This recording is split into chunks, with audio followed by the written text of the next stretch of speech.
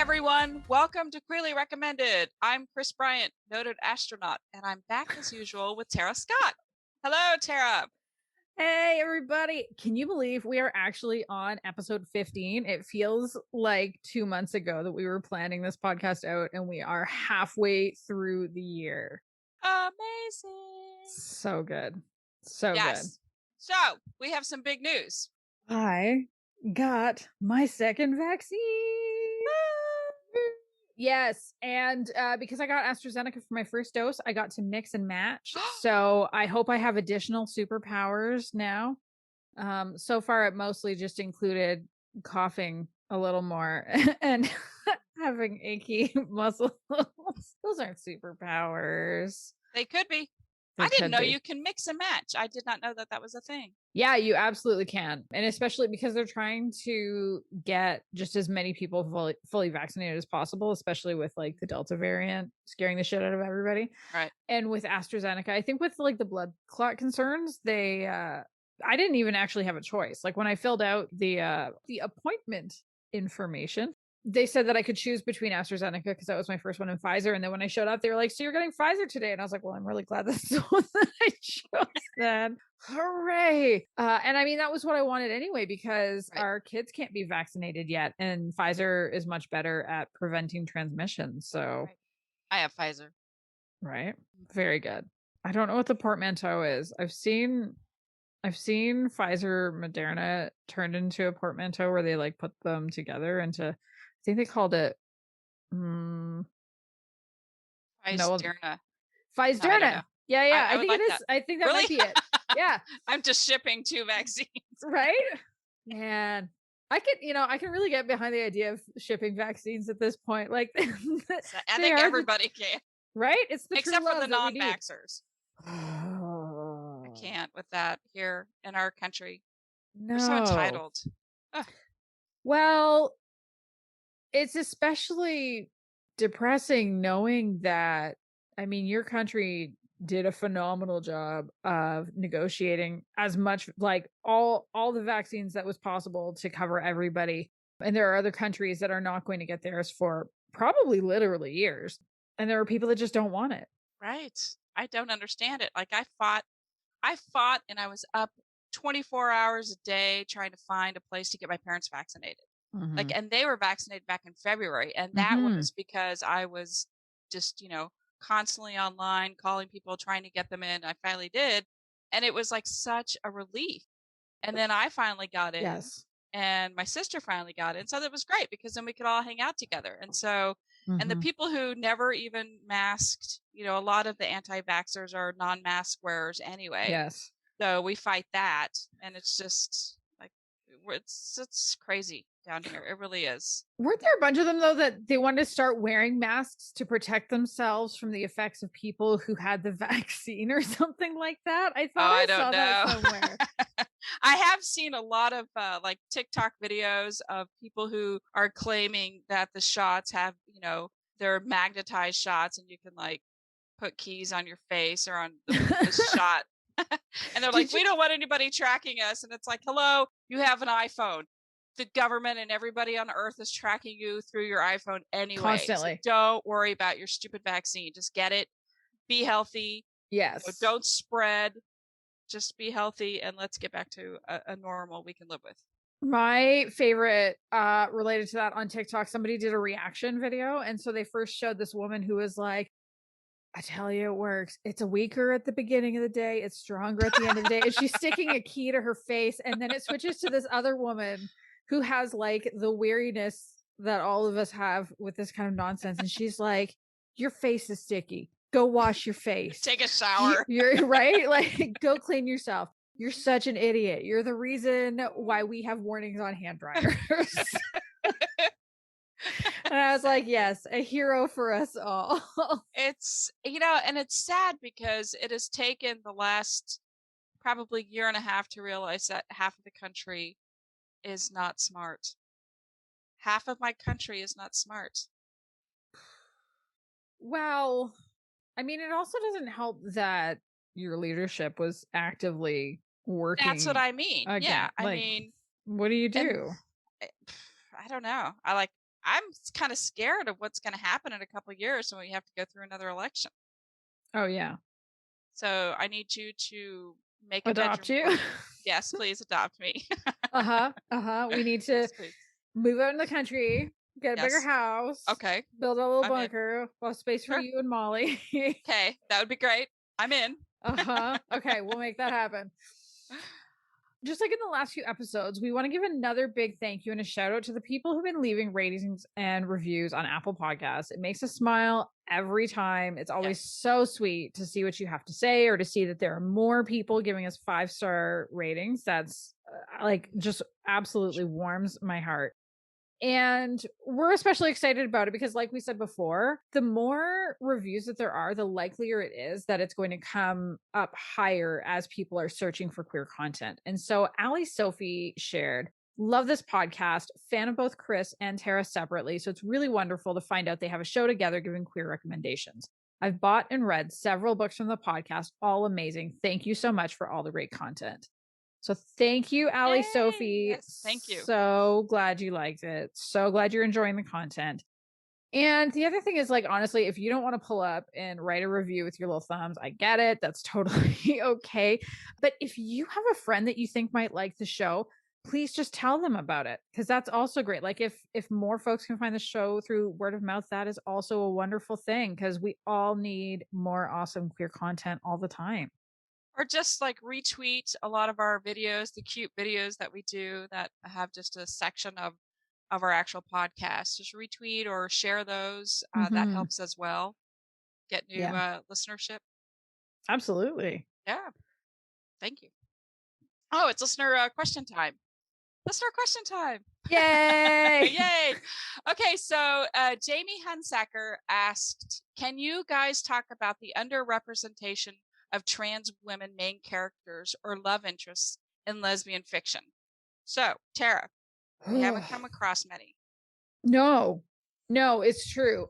And I'm sure there is more that is happening outside of kind of our little realm of lesbian fiction. Because there really is the thing that I've really noticed is that we have this set of publishers that I think, they're putting out world-class books for sure. And that is like the Bold Strokes, the Ilvas, the Bywaters, the Bellas, the Sapphires, all of them. I'm trying to think of how to put this. It's almost like its own little walled garden of fiction that was shut out of romance writing very deliberately, which we learned about when the Romance Writers of America, RWA, when they had their gigantic blow up kind of in December of 2019, I think. Yeah, it was around that time.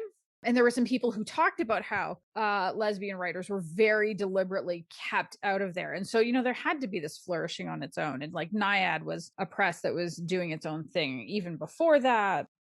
And so there's this, our little area of publishing. And then there's like the broader romance publishing, where there haven't been many lesbian stories at all in mainstream. Like it's happening now more. And we've seen, Something to Talk About by Meryl Wilsner. I want to say Hang the Moon, but that's the second book, and it has a man and a woman together. So Written in the Stars by Alexandria Bellefleur, which is also a fabulous book. Olivia Waite has put out a few now in her Feminine Pursuits historical series. But there are definitely, I haven't come across any there either, except for Roller Girl by Vanessa North, which I haven't read yet, but I've heard really good things about. And so I have to think that if there are trans women in lesbian fiction, it's elsewhere in more of like the literary fiction realm. Right. But I don't spend a lot of time in that particular swimming pool, so I don't see it. So I guess, Jamie, what I would say, first of all, is 100% you are correct that there is a massive underrepresentation.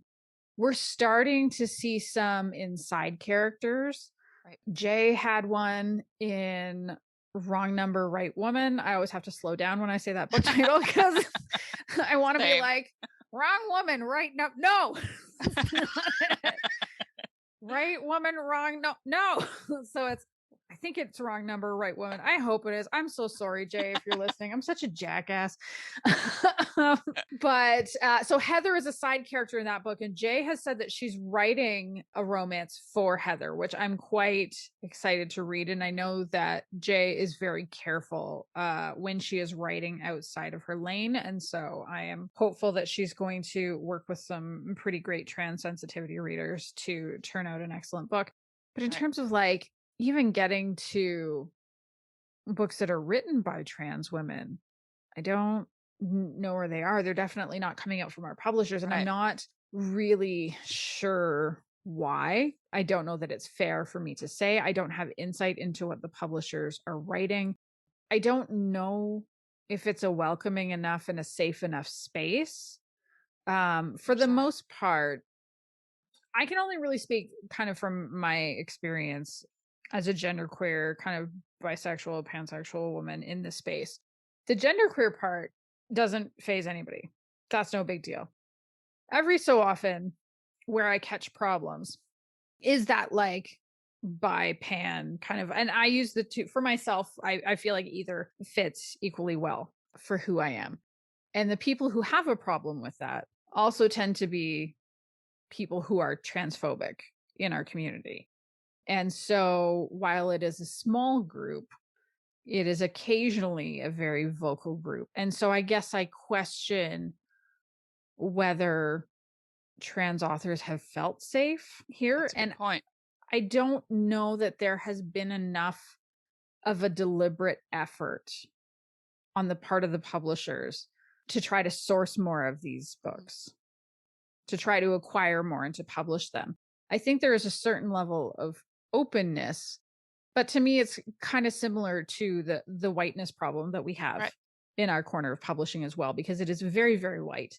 And there are some women of color who are writing, some Black women and Latino women, but it's been hard because I also know Black women who have left the lesbic world because of racism in our part of this end of publishing. And so I'm trying to figure out how far I want to go with this.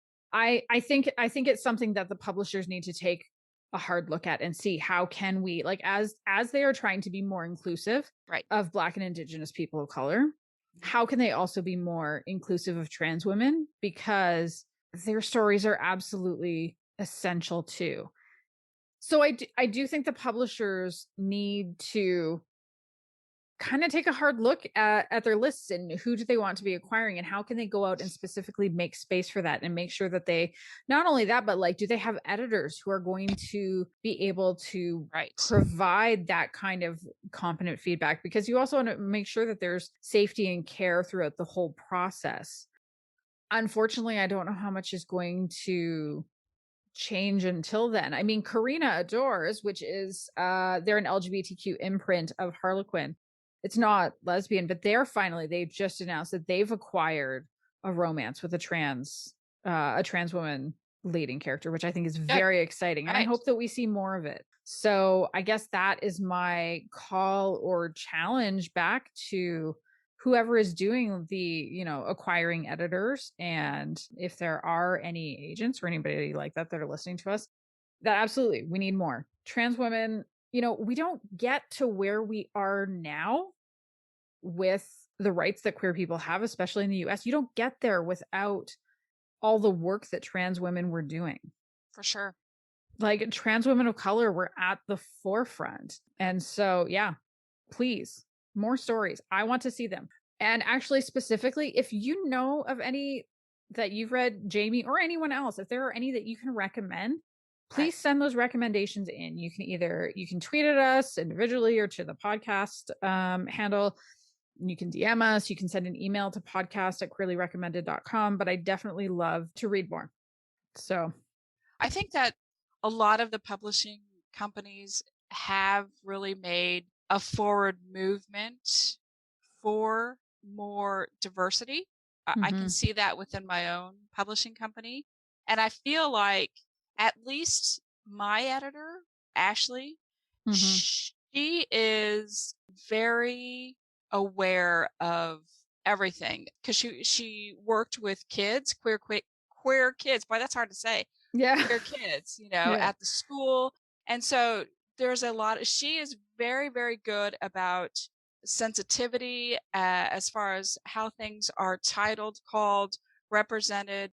Like sometimes she'll say stuff in my books like, you can't say that you cannot say this. And I'm like, really? Because it sounds like I could say that. But I think that there are she's also really young too. So she's, because of her job and because of who she is, she's like really into just the whole entire world. And so I feel like it's like we're a big machine, how like you're a tanker on the ocean and you have to stop and like veer.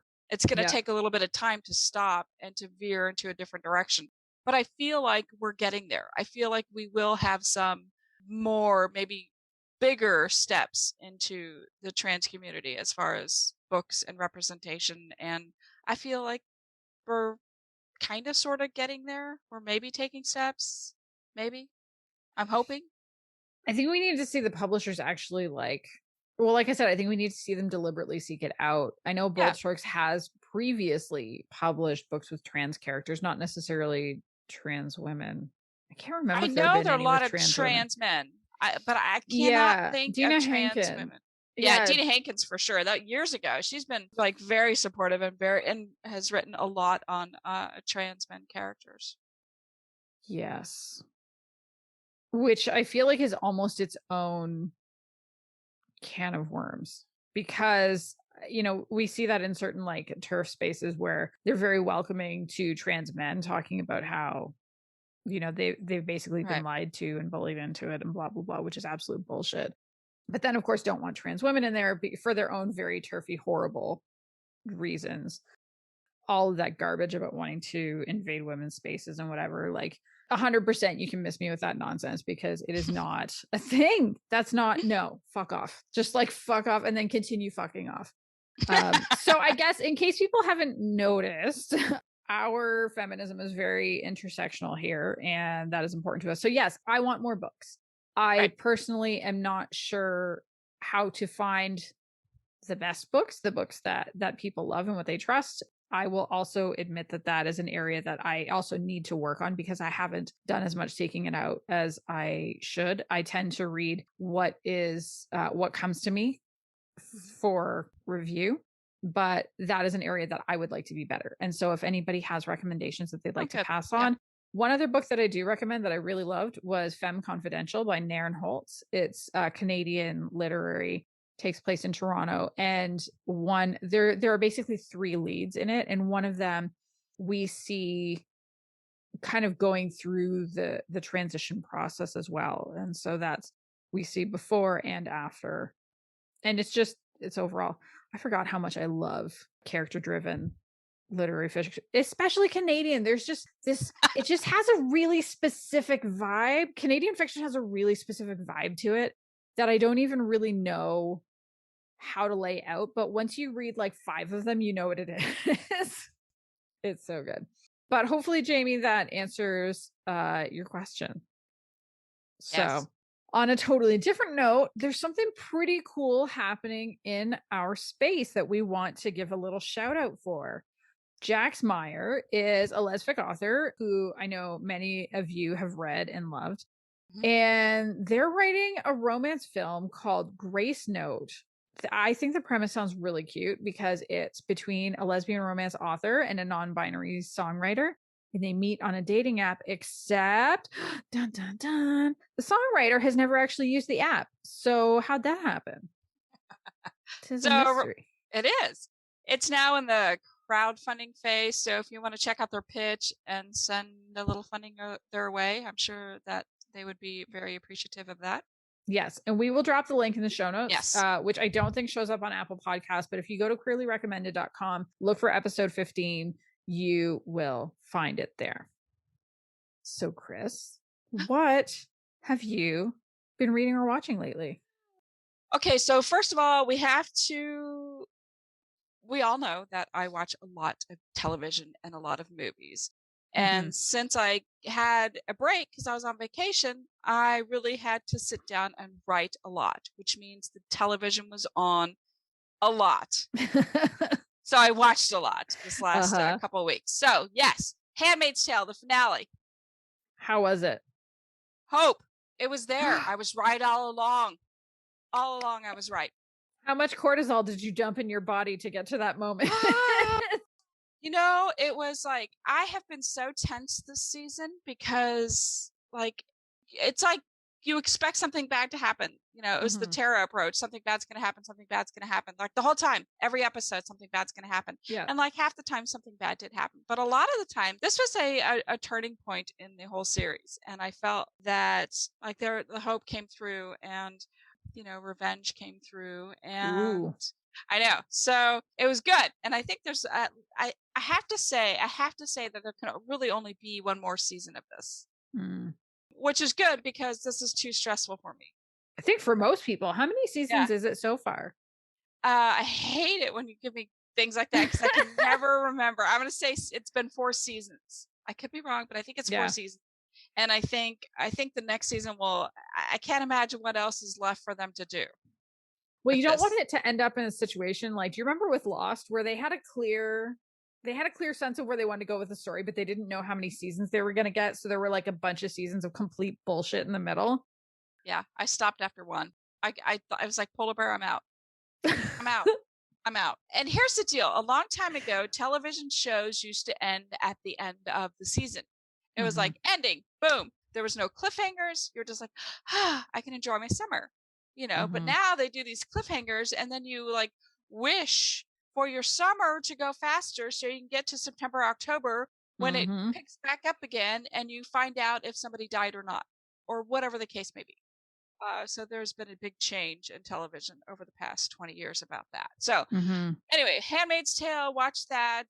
Watch the next episode of Alone. We talked about that last time. So that's a weekly thing. So we're just seeing people quit the show. Did you expect the people who quit to quit? No! This last one, I was like, are you kidding me? This person built a shelter that I would live in every day. It was like amazing. And I'm just like, this dude's going to win because this is everything. His shelter is amazing. So why did he quit? Because he missed his family. Like the whole point about being alone is not just physical, you know, being alone, you know, the whole mental aspect of it. You know, like, I miss my family. You can't build hugs. Yeah, you can't build hugs. I'm gonna do the tree thing. You know, we decided that I can't do alone. I would only last like 2 days. Well, you decided. I'm not going to hold you back from your dreams. It's not my dream, but I do like, I have made enough forts as a child in the Black Forest where I grew up. I have made enough forts. I think I could actually come up with a decent structure, but I would be worthless on food gathering. I'd be horrible. So I need to be I need to have a teammate to like go, you know, hunt and gather food, and I will like build the hut. Build the structure. I feel like since you referenced the Black Forest, that there's some kind of a Hansel and Gretel joke in there somewhere. Probably. I can't figure out how to construct it. Well, you know, I had to say Black Forest because it was the Black Forest. That's so freaking cool. Yeah, I forget sometimes that you grew up in Germany. Like, yeah. So I didn't have a normal. So that's probably why I watch TV so much, because I didn't have a grown up. I'm gonna go with that. But, you got to make up for lost time. I'm making up for the first, 12 years of my life. Get all that screen time back in that you never got. I know. Let's see. I also watched the 2nd season of Black Summer because I'm desperate for zombie content, and it's not even really that good. It wasn't bad. I watched the 2nd season, so the 1st season was just kind of lame, but it was enough to keep me interested. Okay. Because if a show's like on a scale of 1 to 10, if it's a 4, I'm out. But if it's 5 and above, I'll watch it just because I'm desperate for it. Okay. So I watched that season. And of course, I still watch Catfish. And I love that show. And I still can't fucking believe that people get catfished today. So like, is it like a reality show? What? Do you not know Catfish? No. Come on. Oh my dear God. Okay. Educate me. I'm going to educate you. So a long, long time ago, this guy, Neve is his name. He did a documentary for film school or something a long time ago, where he met somebody online, and he wanted to record his journey of like the relationship of meeting this person online, the relationship he had with her, the pictures, everything, to document him actually going to meet her. And it turned out to be a totally different person. It wasn't the person that whose pictures he saw every day. It was Mhm. something, it was totally different. So it's basically, so he built this show, this MTV show called Catfish. And it's for people who write into the show and say, hey, I'm in love with this person. I've been in love with them for X amount of years, months, whatever. And for some reason, they can never FaceTime, but here are their photos and here are numbers. They always say, oh, we can't meet because my car broke down. My grandma's in the hospital. So, like, all these excuses. And so, what Neve and Cammie does, I love Cammie. What Mhm. they do is they take all this information and they try to find out, who the person is on the catfish, who the catfish is. And sometimes it ends up to be a normal person and it's a real relationship, sort of. And the like reasons were sort of semi legitimate. And then Mhm. sometimes it's like completely different and they're talking to like this, 20-year-old man's talking to an, 70-year-old woman. Like it's maybe not 70, but it was like 65-year-old woman. And like Yeah. and she had been using like her daughter's pictures or something. And it's always something like that. And so there's a lot of queer representation on that show. A lot of couples are gay. Like they want to Okay. meet. Yeah. So it's very interesting. And during Pride Month, of course, they had several episodes where, it was a man talking to maybe another man. So you just never know who you're talking to. So it's very interesting. And so anyway, so I love Catfish. I'll watch it, even though I still can't believe that people don't Google search or like look at addresses or phone numbers. I mean, they'd show you how to do it on the show. Anyway, so I love Catfish. That's what I've been doing. So enough about me. I've been going on and on about all these shows I'm watching. That's What about okay. you? What have you Uh been reading and watching this past couple of weeks? Bunch of stuff. So Neil and I are watching with our friend Amanda. We're still doing that thing where we hop on a call and we start a show at the same time. And the show we're doing that with right now is Loki, Mm. which has been so good. It's on Disney Plus. To me, of all the TV series that they've been putting out this year, this is probably my favorite. I would say it's like Oh, cool. Loki, then WandaVision, then Hawkeye and the Winter Soldier. But it has this really great like 60s mod kind of vibe to the whole aesthetic of it. And then in the third episode, somebody asks Loki about his romantic past, and he basically said that there were no great loves, but that there were both men and women in it. So I was like, yes, canonically queer, wonderful. And which I also think, though, it's like, I mean, of course, Loki is queer. Like, of all the Marvel ones, Oh to yeah, me, he's the one that makes the most sense that would be pansexual, I think, because I don't know, he's because God. he's Loki. Yeah, why not? Is he a Like, who else? demigod or is he a god? He calls himself a god. I mean, I wouldn't be surprised if he rounded up, as it I mean, were. we all do. We all lie on our resumes. So Right? I'm a god. I'm gonna Google it. Yeah. But I'm trying to think, like, who else from the Marvel, especially like the MCU, like the cinematic universe, who else do you think would be queer? I feel like maybe Vision. Um, I'm thinking. I'm thinking about this. I I suppose don't know the. technically any of them could, but Yeah, I mean, Black Widow would be nice. right. I mean, if we're asking. Well, sure. Well, then in that case, also Scarlet Witch would also be very nice. So yeah. So I think as the movies progress and stuff, maybe we'll see more relationships that are queer with the superheroes and Yeah, villains in our world. I Not hope really so. our world, but the movie world. Yes, I hope so. So yes, enjoying that very, very much. I think the writing is really strong. There's Good. got to be some sort of like a big twist there, but basically the idea is that Loki has kind of fucked up the timeline, and so he's been arrested by the time, I can't Police. even remember what they're called, but they're effectively the time police. Yeah, exactly. And they say, you know what, maybe we can get you to help us, because they're tracking, basically it's like if somebody steps off of their timeline and are going to start a new timeline, they're called a variant, because it's like that person is a variant from the main person in the main timeline, and they're tracking a specific variant who's killing some of the time cops. And who's killing them? It's another version of Loki. So they think, who better to Oh, help catch than Loki, right? But there's gotta be, I don't know. I just feel like there's gotta be some kind of a massive twist in there. And I don't know what it is yet. And I'm waiting to see it. But in the meantime, thank you, whoever made the choice to have him say that line. Because it was one line, but it felt really good to see. And Well, especially someone that prominent in the series. and remember, what was it, last podcast I talked about Ragnarok, where both were there as teenagers. Thor and Loki are teenagers, and Loki at that time is when he starts like experimenting and learning about his sexuality. And so anyway, I just wanted It's to throw that in. nice. Yeah. Yeah. So I'm watching that. Also, I gotta say, I love the back-to-back, like just going from season to season of RuPaul's Drag Race. So Drag Race Australia ended.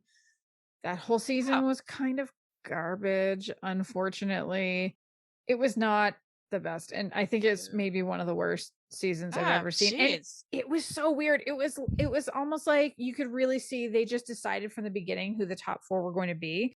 And so there was a bunch of stuff in between that made no sense, like bringing back, granted, she's probably one of the strongest drag queens in Australia, but like she lost the Snatch Game, which is one of the really big, it's like they all dress up as celebrities and do like celebrity impersonations based off of the Match Game show. And she did like, it was rotten. It was so bad. It was so bad. And she deserved to go home. She didn't lip sync very well. And then they just brought her back like a couple weeks later, like, hello, she's back. And it was like, why? No explanation. And it was like, oh, okay. And so, yeah, that season kind of sucked. But luckily it ended. And then the following week, All Stars season 6 started. And they released 2 episodes in the first week, which was fabulous. And I wasn't sure when I saw all the queens that were announced. There were some where I was like, really? Her?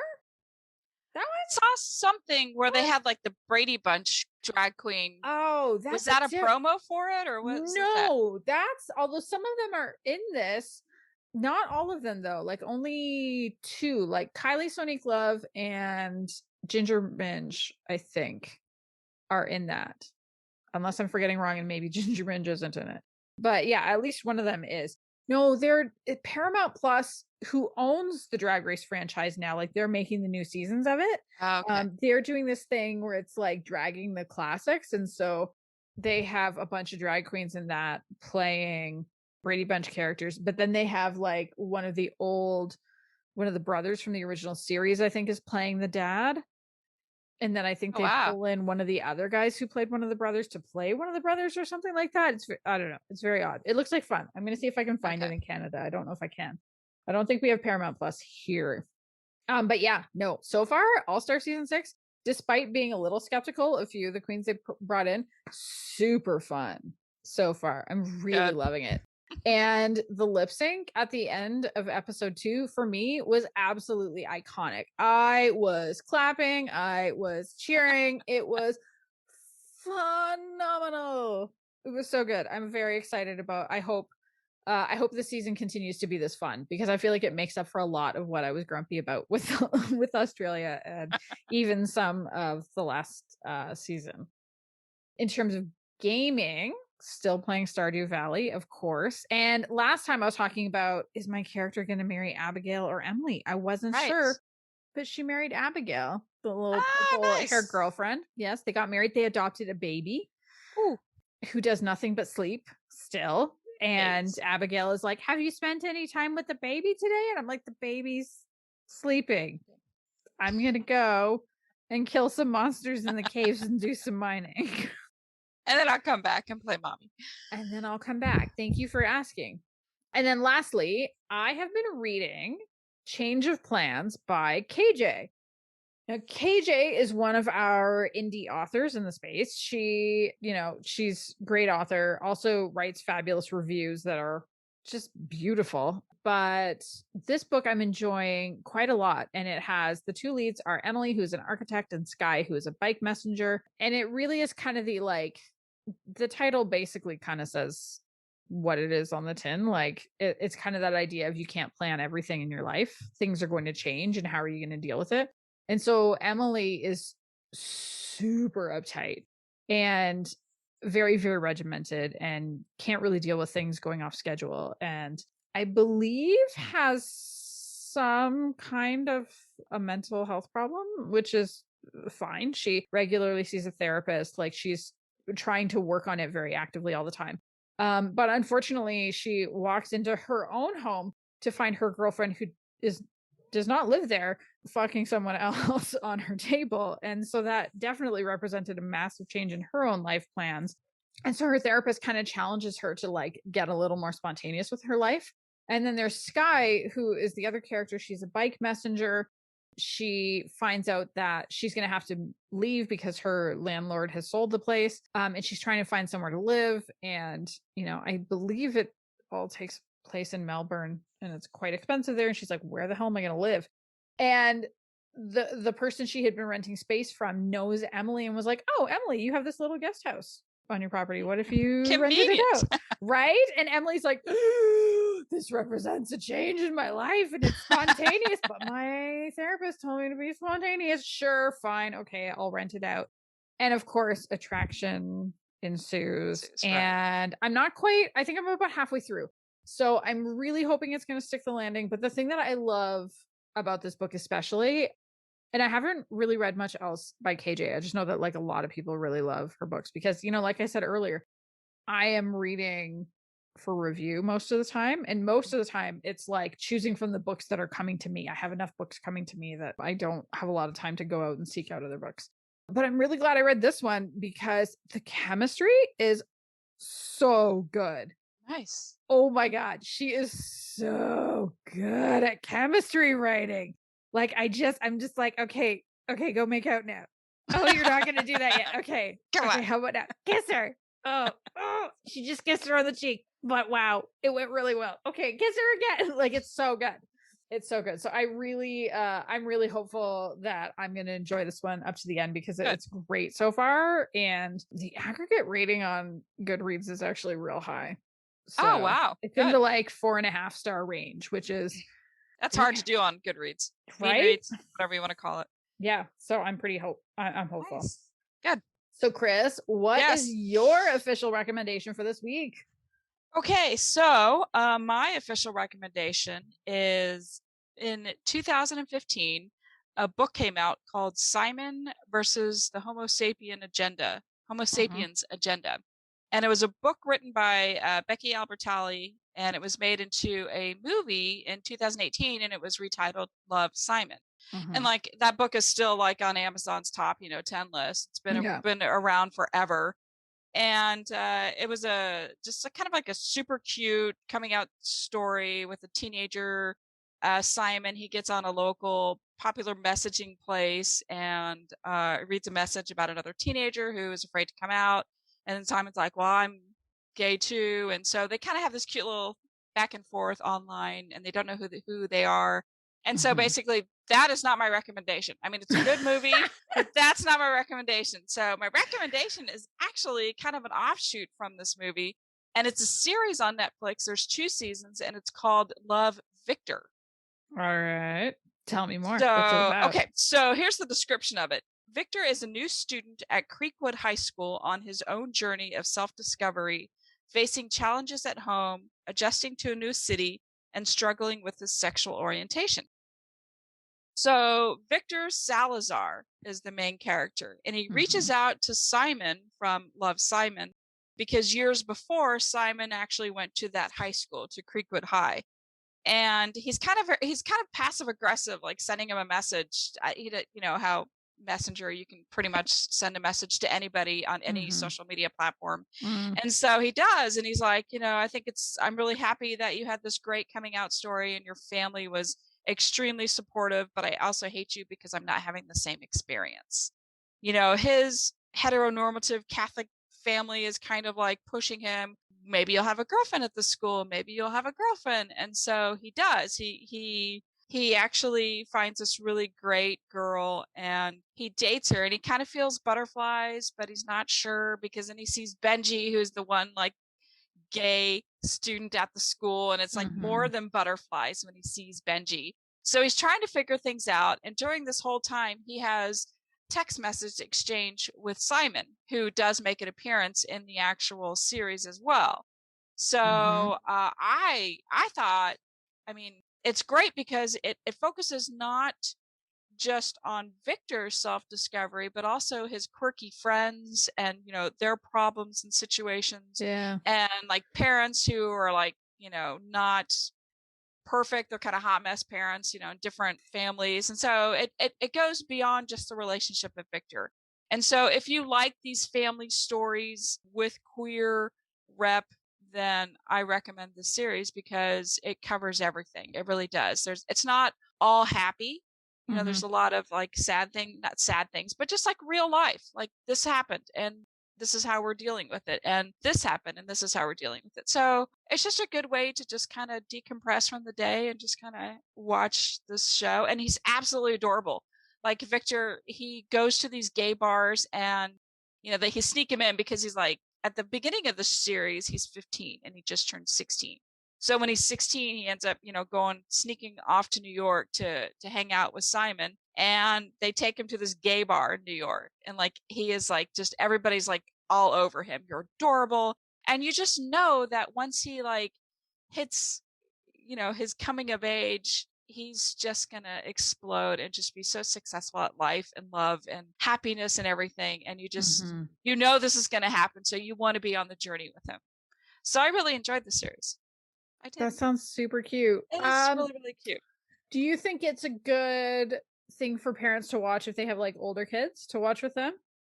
Yes, I do. I think so, but there are some scenes that are pretty like I was kind of taken aback, and you know me, I mean, I can watch anything.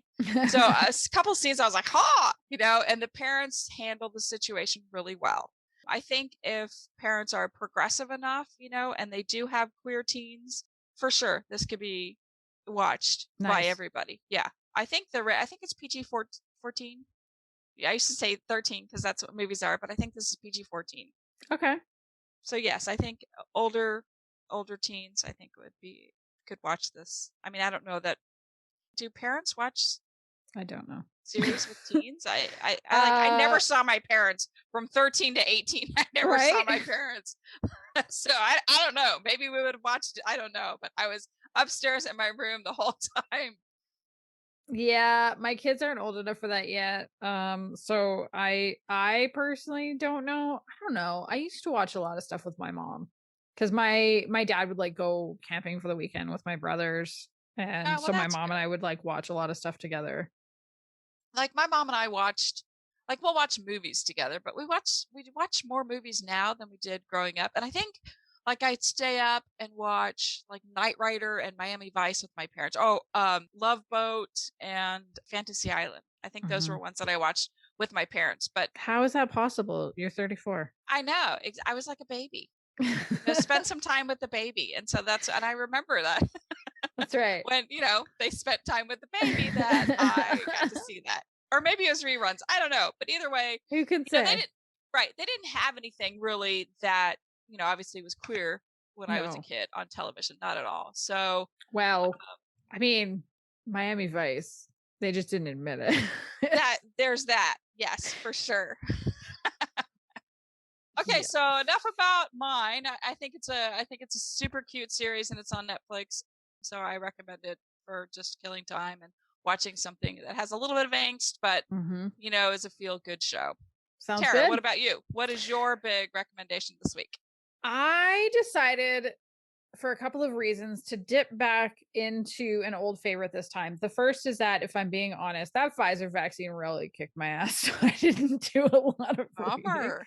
Yeah, it was the brain fog was real with that vaccine. I was not reading. I was not doing well. But also something I noticed recently in talking with a lot of not just colleagues at work, but also friends that work in other industries is that I've noticed it's almost like people are hitting another COVID wall again. And I don't know if it's like fear about the Delta variant, because I know a lot of other parents that don't have their kids vaccinated. And I just thought, let's just go for a good old comfort read. And I started reading it again last night and just fell in love all over again with Didn't Stay in Vegas by Chelsea M. Cameron. And so people who have been paying attention since the beginning or who have joined us later but went back to the beginning will recognize the name because Chelsea Cameron's book, Who We Could Be, is in the second episode. It was my first ever full-on recommendation because that was also a comfort read and we were definitely needing those back in January. Yes. Similar to this one, it is a Friends to Lovers. I especially love Chelsea Cameron's Friends to Lovers books. Those are my very favorites. But the thing that I appreciate is that each one, there's a different spin on the Friends to Lovers scenario. And so for Who We Could Be, they were already deeply in love with each other and just had no idea. They didn't know. Everybody else around them knew. And it was just watching these two sweet dummies figure it out in this reinterpretation of Anne of Green Gables, which also, fun fact. So my friend Stacy, who I referenced before, she's the one who's like, you have to read Becky Chambers. How have you not read it yet? I'm going to stab you if you don't read it.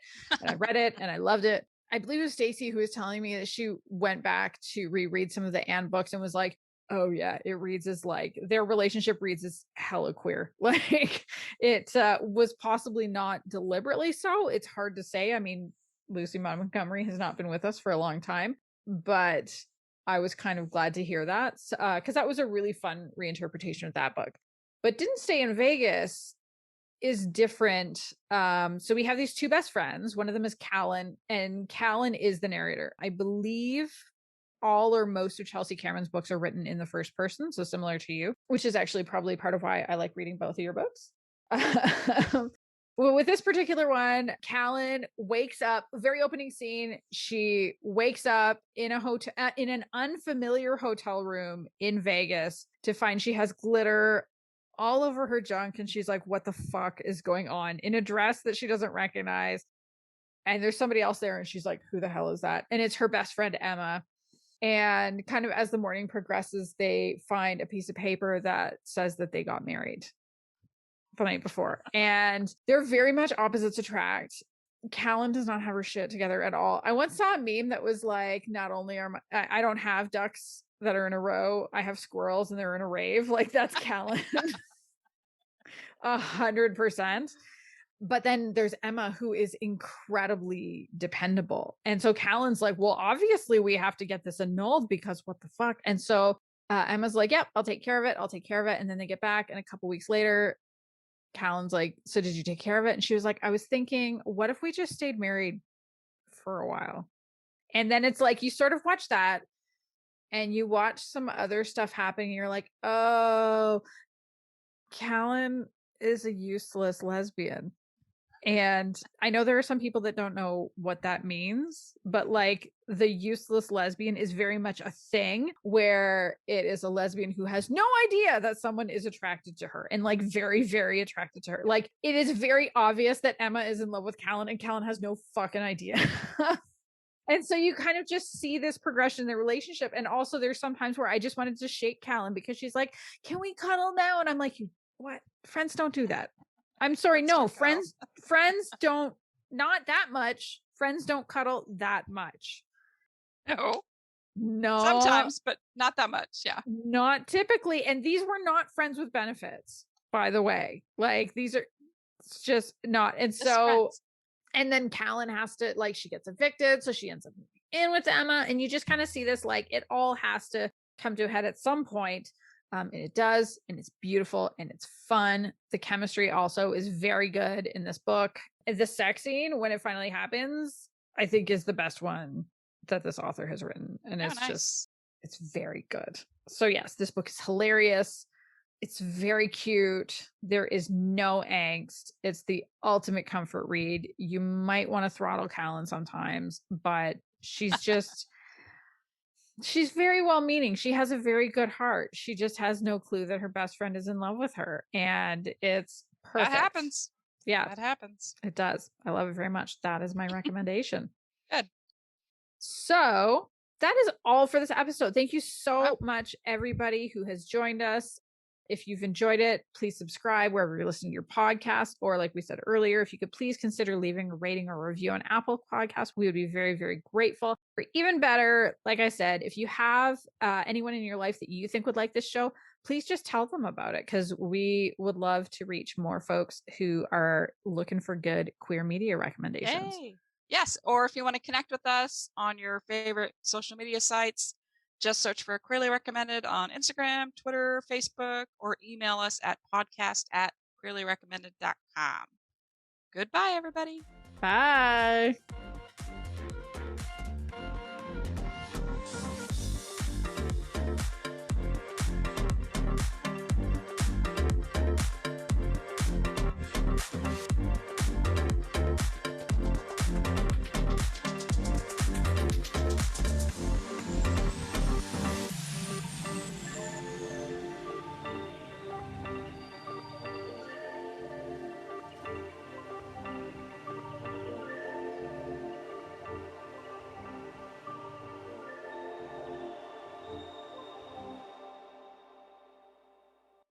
La la la la la la.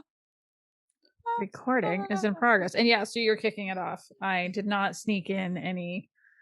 I thought about it. I was like, what if you guys just sneak something in that you ignore? I'm Kris Bryant, noted astronaut. Like, like something like that. Okay, I'll say it. I'll do it. That's kind of fun. Yeah. Yeah. Just see if people will notice. Oh my god, you're killing me. Okay. That's a good way to start, right? It is.